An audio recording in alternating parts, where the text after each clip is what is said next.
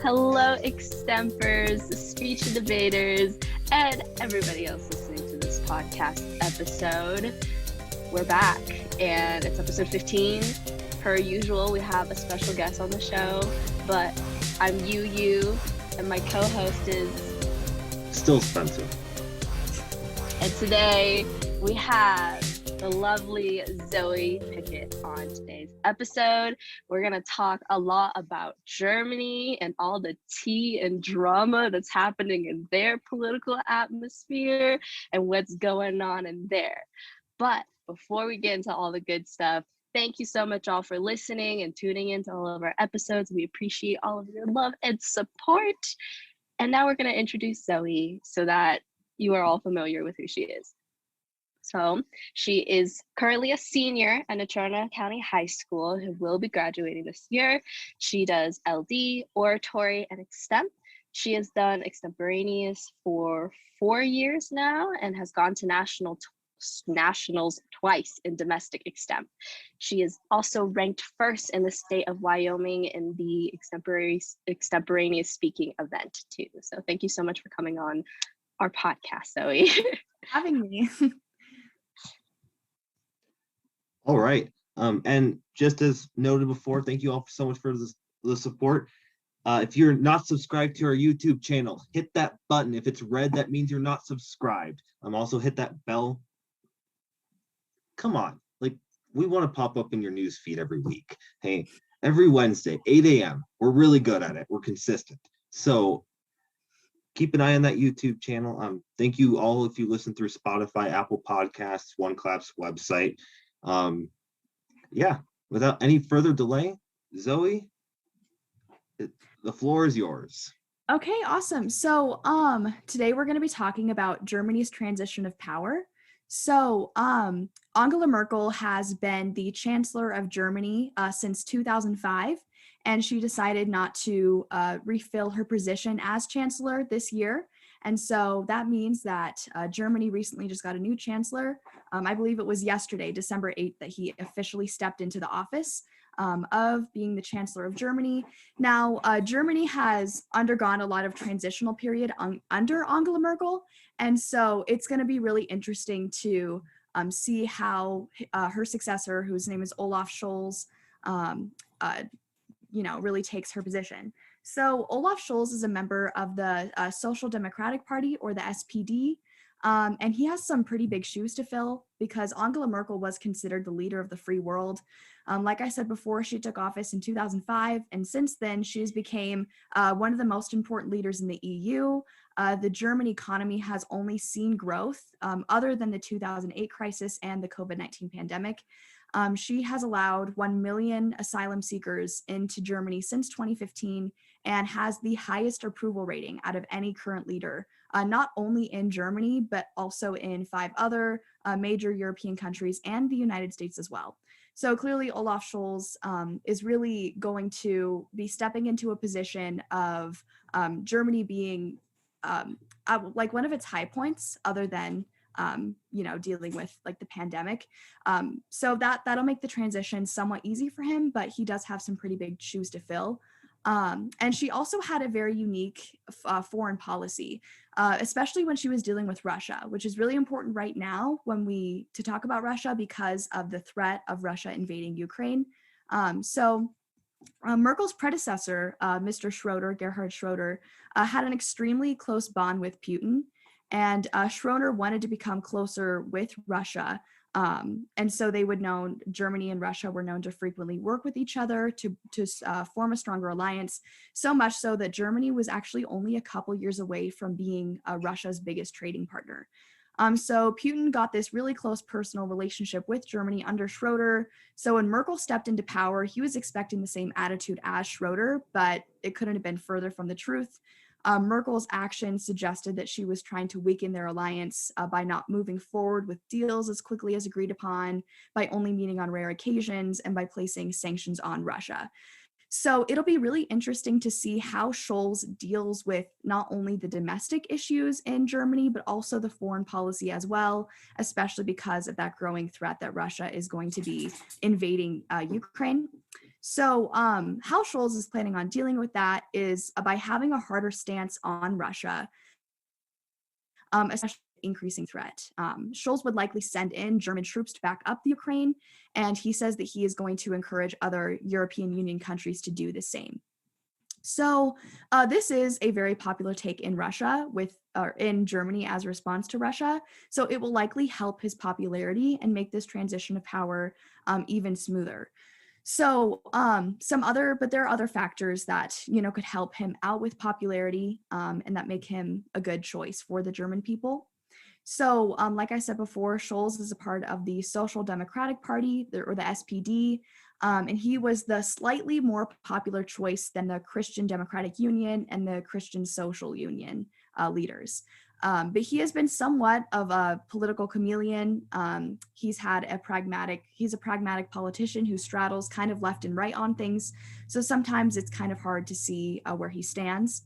But he is planning on implementing more progressive German policies, including legalizing cannabis. He's going to invest in affordable housing, lower the voting age to 16. He's also considering having mandatory vaccine mandates within Germany to stop the spread of the pandemic. And this will be a contrast to the more conservative Angela Merkel. She was not a part of the SPD. She was a part of the one of the Christian parties, and so she was more conservative. So this will be a different change for Germany. But because he can straddle left and right on some issues, it is possible that he will not continue on with his more progressive issues.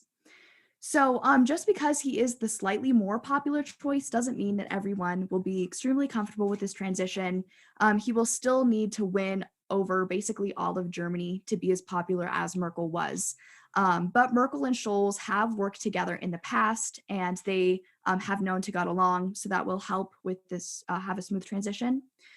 He's also planning on gaining popularity through his traffic light coalition, which is going to be a really important part of his government.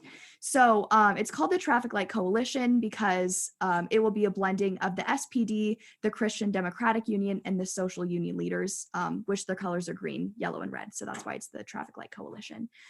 This coalition plans on massively boosting investments, both public and private, in the next legislative period, particularly for climate protections. These investments offensive will not be financed through an increase of taxes, which they have been ruled out by the coalition, which should help their popularity as well. But overall, Scholz assures that his treasury will have efficient resources to handle this investments. They plan on dividing up the ministries between the three different parties. In addition to the chancellery, the SPD will receive 6 other ministerial posts, including the Interior Ministry and the Ministry of Defense. The Greens, or the Christian Social Union, will be able to appoint the next vice chancellor, get the Ministry of the Environment, of Family, and of Food of Agriculture. And the FDP, or the Christian Democratic Union, will receive a total of 4 ministries in addition to the Ministry of Finance, Education, Research, Justice, and the Ministry of Transportation and Digital Affairs. They will also go to the FDP. This prospect of the FPD getting these different affairs will likely change Germany's finances a lot as well, which has been kind of unpopular with German citizens overall. So that should help their popularity out a little bit. So overall, this coalition is really going to give Germany a more representative government than they've had in the past, but it will be slightly less controversial on its stances in the past, which could mean that more extreme Germans will likely not like this government as much. So that's kind of the background on the transition of power and what it's going to look like under Scholz's government versus Merkel's government. So now Spencer will dive in a little bit more, I think. Yeah, we're going to talk about exactly how we get here, and more specifically like German election systems. Because one thing that's really complicated is the election system that Germany has. In comparison to the United States, its election system is far more complex.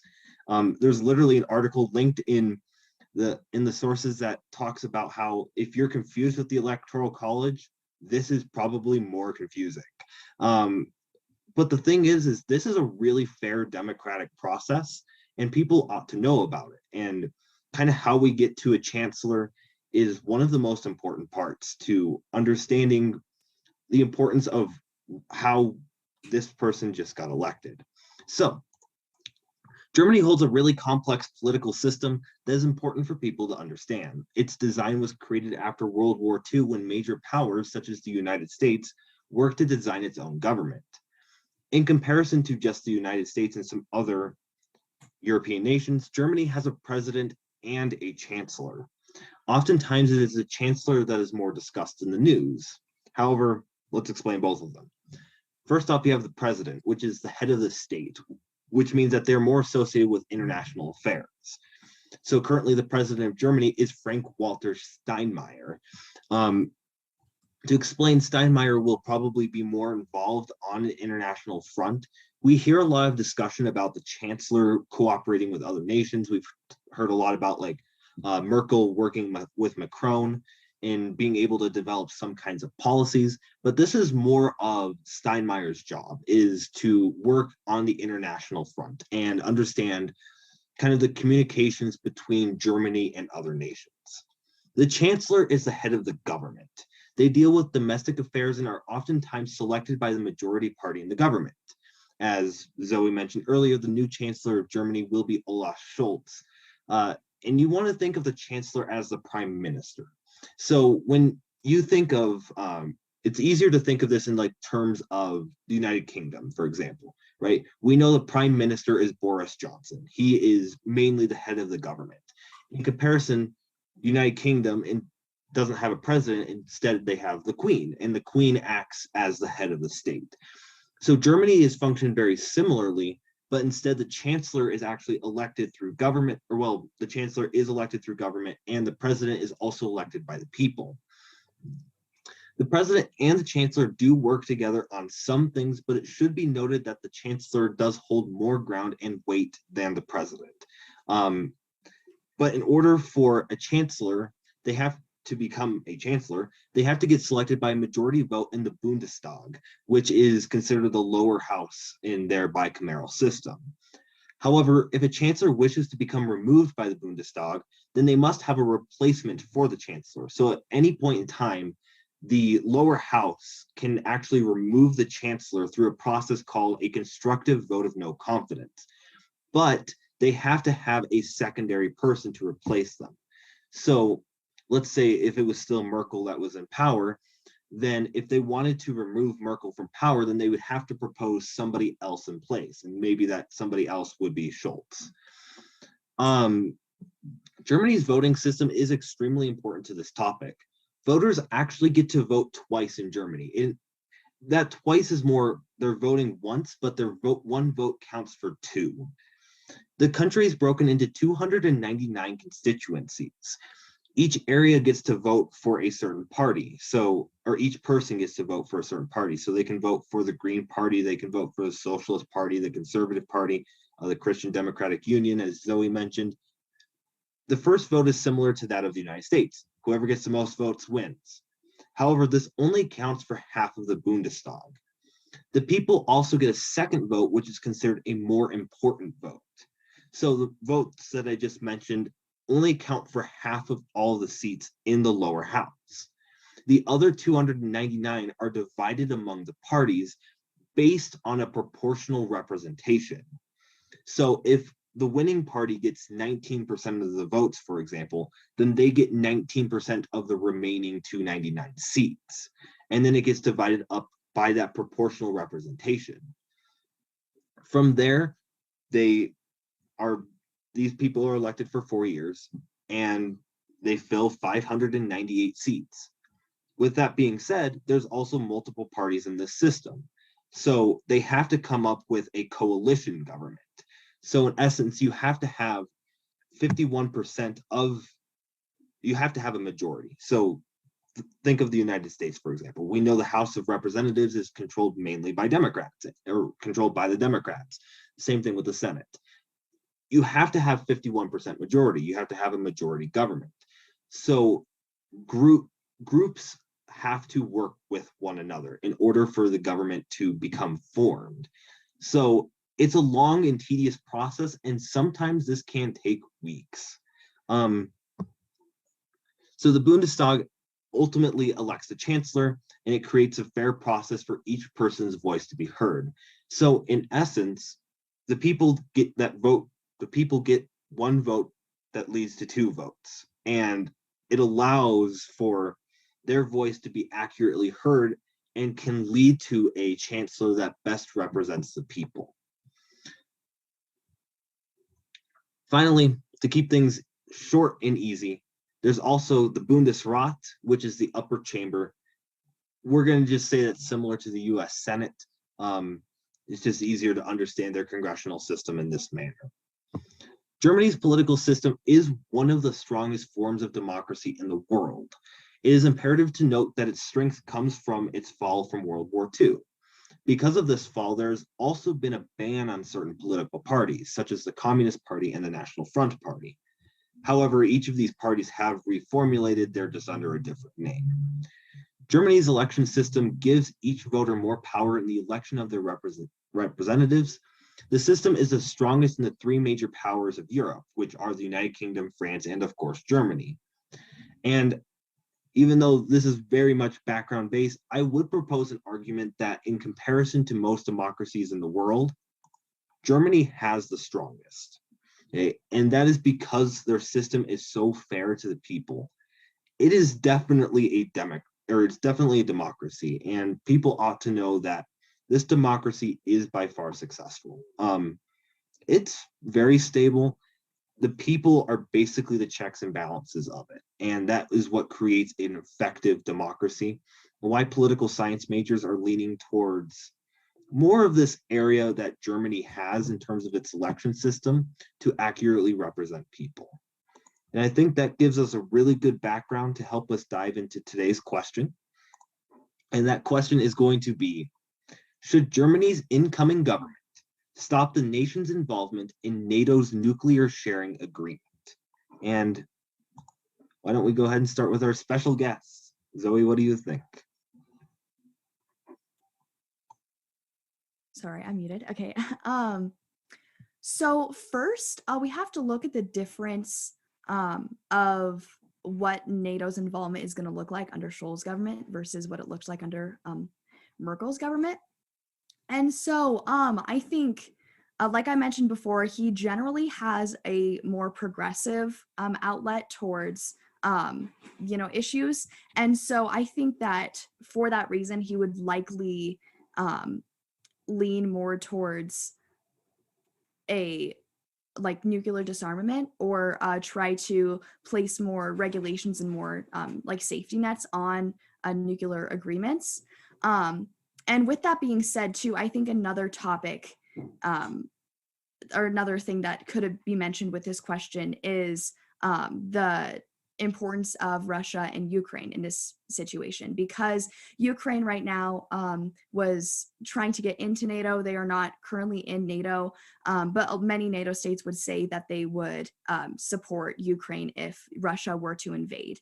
And because Russia is a nuclear power and there are many nuclear states in NATO, I think that that's another topic that would need to be addressed in this when answering this question, because those are both very prevalent to not only what Germany looks like, but also what the context around NATO and the nuclear sharing agreement would be.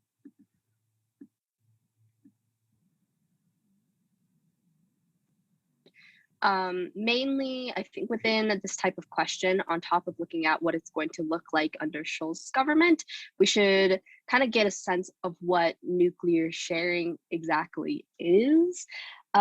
So within NATO and their nuclear sharing kind of agreement with NATO allies, it's essentially a way for non-nuclear countries, or countries who don't have nuclear weapons, those countries will allow for countries who do have nuclear weapons to kind of place their nukes into their country as a way to promote nuclear deterrence. So this is kind of vital for Germany to be a part of the nuclear sharing agreement, because they're closest to Russia, they're closest to their quote unquote enemies, but not really enemies, mainly just like adversaries that they are afraid is going to use nuclear power in their favor. And so when you take a look at a question of like, should Germany's incoming government stop the nation's involvement in NATO's nuclear sharing agreement, while Scholz might take like a very kind of conservative approach with it, trying to like put more limits on whether or not there should be nuclear weapons within Germany to like stop the threat of Russia. It's a little bit more complicated in that because of the fact that it involves so many actors in play, and the fact that they have said that they will continue to be within NATO's nuclear sharing agreement too. I think there's a lot of interesting discussion out of this, particularly because one of the things that we have to examine is like that history that Zoe really talked about, was with kind of prior to Merkel, we had there was a bit of an alliance between Germany and Russia, right? So this, I mean, the question really should be in that sense of, does the US still see Russia as a threat, right? And that's really the main point of contention here, because if Germany just blatantly goes out of national interest and disarms themselves, then they're probably going to have some issues with the United States. And I think that's just a pretty blatantly fair argument to make here, because there's a good alliance between the US and Germany. United States and European nations is the best in the world. We know that economically, Europe is more involved and more focused into the United States than other countries. So the relationship between the US and European nations is pretty vital to this point, and I think Germany is no exception here. So the question really depends around, kind of like how the incoming government would handle kind of American thought pertaining to Russia. And I think it's clear that Americans, and President Biden in particular, still see the problem with Russia and Ukraine to be pretty important. So I don't think that anytime soon this incoming government is really going to move away from having itself being armed with nuclear weapons. Plus, you can cite the evidence that nuclear weapons legitimately have stopped like a hands down World War III. Okay. And you can make this argument of like, since we've had nuclear weapons, Europe really hasn't crumbled. You could talk about like how World War I with conventional warfare has led to significant, like, talk about like the conventional warfare of World War I and World War II, right? So like, why hasn't that happened since, right? Is it because of the European Union, or is that because of nuclear weapons, right? Because there's several questions that pertain to that issue, right? I've mentioned this back at like the very first podcast we had, but there's a great book called A Quick and Dirty Guide to War. Always a fun book to mention out loud. But the book really goes through and explains how nuclear weapons have stopped conventional warfare, and is probably the explanation as to why Europe really hasn't fought each other again. Because we could talk about like European Union stability being at its weakest right now. So I really think this is dependent on US-German alliance, along with the fact of maybe this is helping to prevent a incoming like conventional warfare that could, in theory, lead to catastrophic consequences, right? Obviously, important to take the other side. These are the parties that are a part of this like majority government, this coalition. Mainly the Social Democratic Party, and part of that alliance is the Green Party. And these two parties really do want like some kind of disarmament, which, once again, we got to go back to like voters and how the voting system worked. This is what the people wanted. Okay? So there must have been at some point in time an argument that the people of Germany maybe want to see the nuclear sharing agreement go away.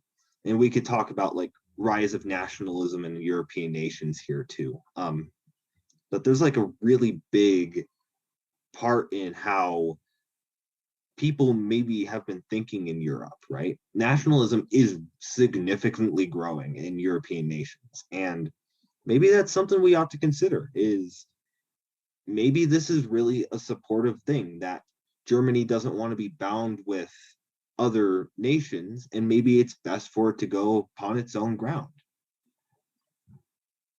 I think something else that needs to be brought up when we answer this question is that Scholz has shown interest in being as significant of a leader in the EU as Merkel was. He seems to be very pro EU, very pro NATO, and wants to make those coalitions stronger.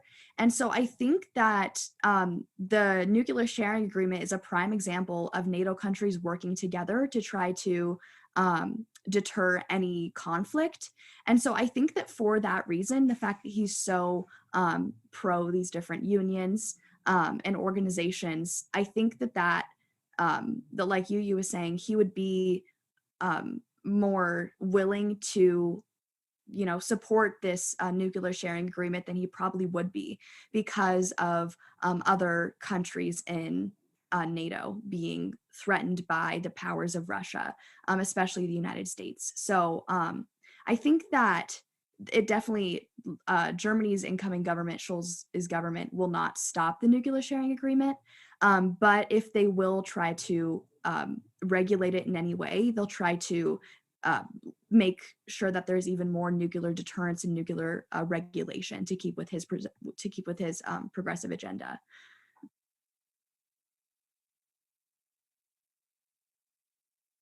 External factors of other countries pressuring Germany to stay in the nuclear sharing agreement. But you also kind of have like internal factors in this type of continuity that has kind of arisen with the change from Angela Merkel to Scholz. As Zoey was mentioning earlier, he does say that he's going to take a harder stance against Russia, which Merkel has already done. And to kind of continue that legacy is something that is a political decision that he needs to make. But most likely he will stick with his hard stance against Russia. And if he finds that there is a nuclear deterrence and the availability of nukes to, deter Russia from being too aggressive, then he will probably take that opportunity in order to do that. So while we talked about all the reasons why they will do this, the question of should is still on the line, and it goes back to what Spencer was really saying about nuclear deterrence strategy and mutually assured destruction and all of those theories behind nuclear deterrence. Right now, I feel like for our world powers, we're again in another changing balance of world powers like we were in World War I, and that's kind of tricky to navigate. And what that means is that it causes a lot of discussion among international countries and our international world about nuclear deterrence and what that necessarily means and what that looks like. So whether that is fully denuclearization for all countries, or just nuclearize all countries, or just have an alliance system kind of set up in order to prevent nuclear war from happening, is all on the table and all something to consider. And whether or not they should join the nuclear sharing agreement or shouldn't join the nuclear sharing agreement is dependent on how that country is going to specifically view what nuclear deterrence looks like.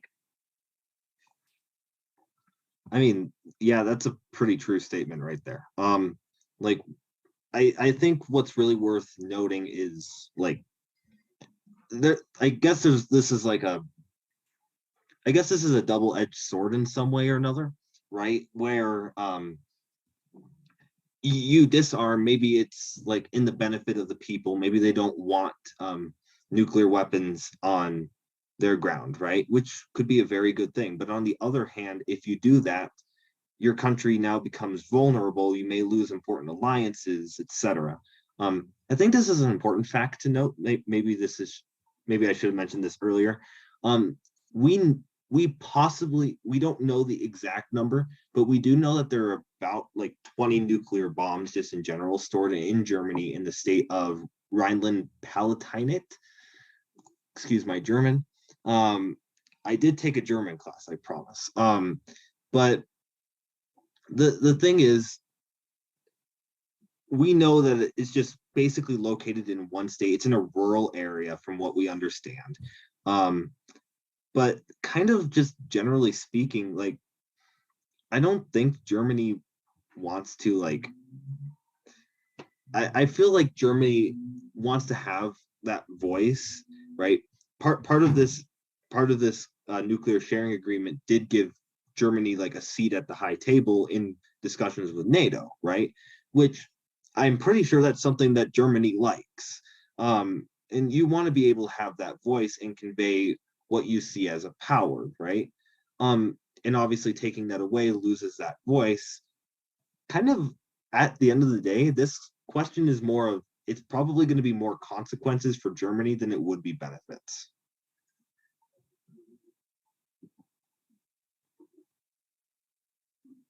This episode, we only had one question prepared, but I feel like with that question, we have dived into a lot of topics ranging from like nuclear deterrence theory to Germany's whole political system and what their political leanings kind of look like now. So thank you so much, Zoey, for coming on and doing a whole bunch of research on Germany and spilling the tea with us. It was a great conversation. Oh, thank you guys. It was a lot of fun. And yeah. Just to let you know, you're hired. Always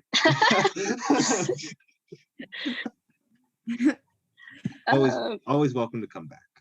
Yes. Yeah. If there's a topic, I'm like, oh my gosh, I need to talk about this. I'll Of invite you course. back on. Yeah, yes, of Perfect. course. Just Of jump course. right on. Yeah. Anytime. So I guess it's time for my little outro. Thank you so much for watching. If you have any comments, questions, or concerns, feel free to DM either me, Spencer, and now even Zoey on this topic. And don't forget to subscribe to our YouTube channel. It helps us grow our channel and make money because we're broke college students. So click the subscribe button, ring the bell. I hope you get the one of the round. If you don't get the one in a round, that's okay. Let us know how you did and let us know how we did, and make sure to tune in to next week's episode. I don't know what it is, but tune in. Thank you all so much for watching. And until next time, we will see you all later. Peace.